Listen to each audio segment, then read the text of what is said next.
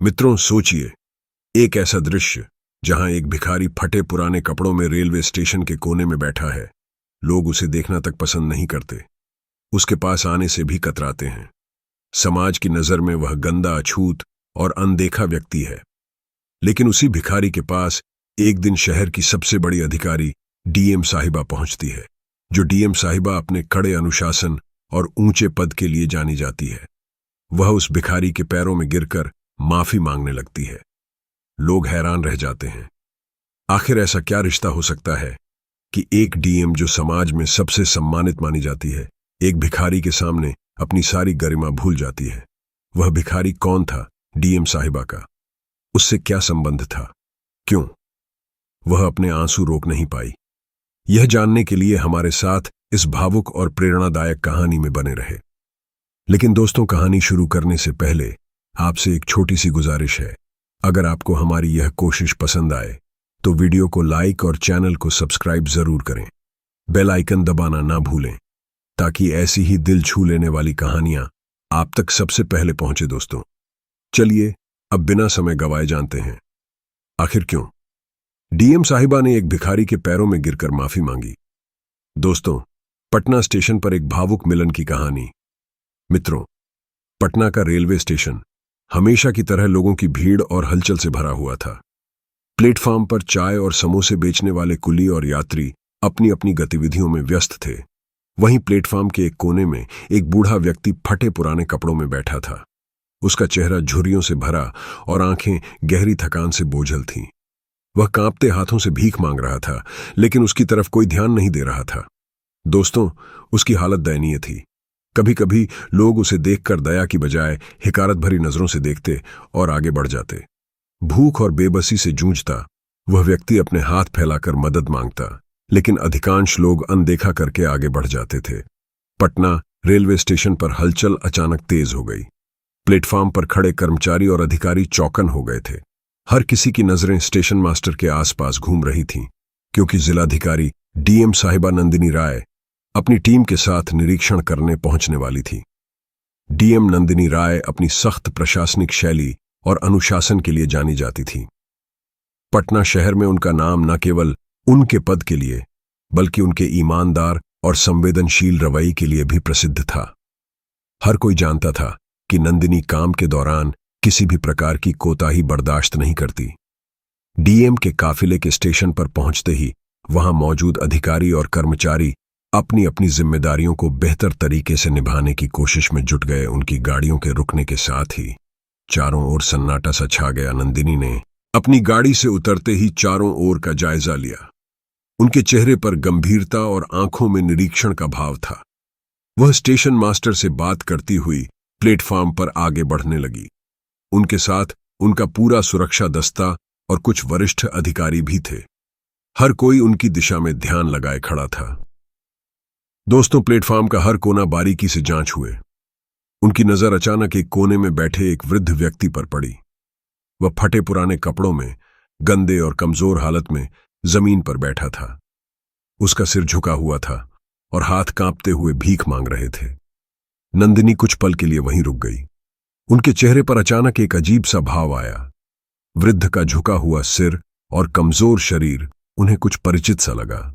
वह अपने दल को वहीं रुकने का इशारा करके धीरे धीरे उस व्यक्ति के पास गई। आप यहां क्या कर रहे हैं?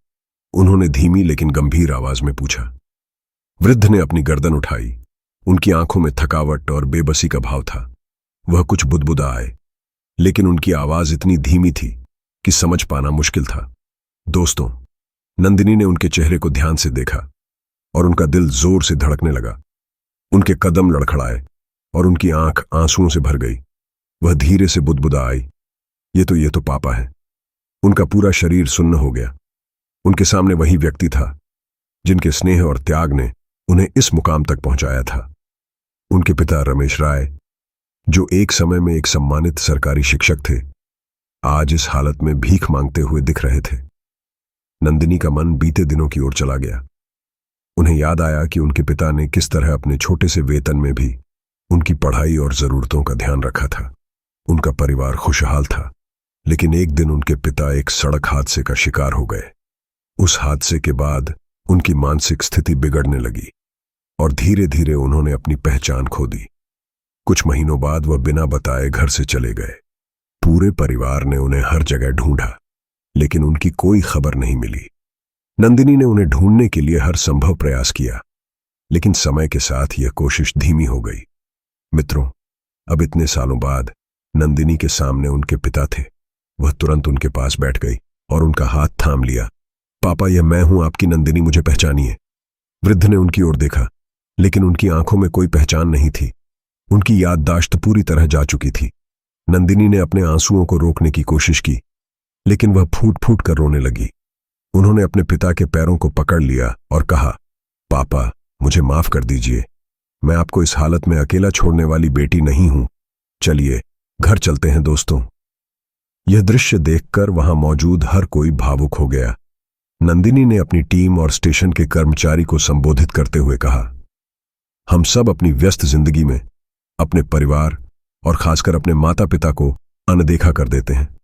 यह घटना हमें सिखाती है कि हमें अपने बड़ों का सम्मान और देखभाल करनी चाहिए।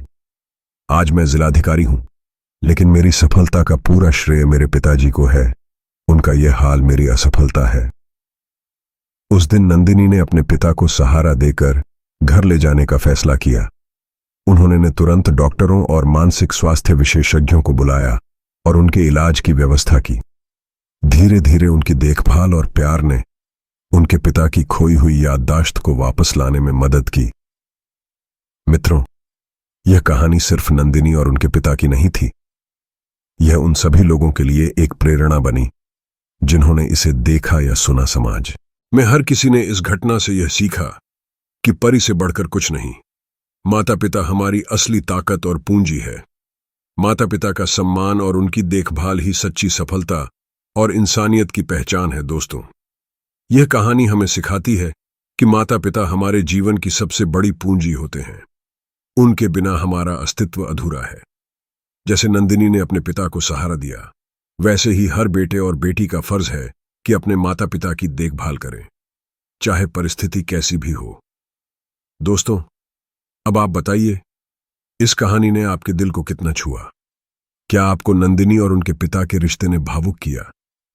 क्या आपने भी कभी अपने माता पिता के लिए ऐसा कुछ महसूस किया है? अगर यह कहानी आपके दिल को छू गई हो तो हमें बताना ना भूलें।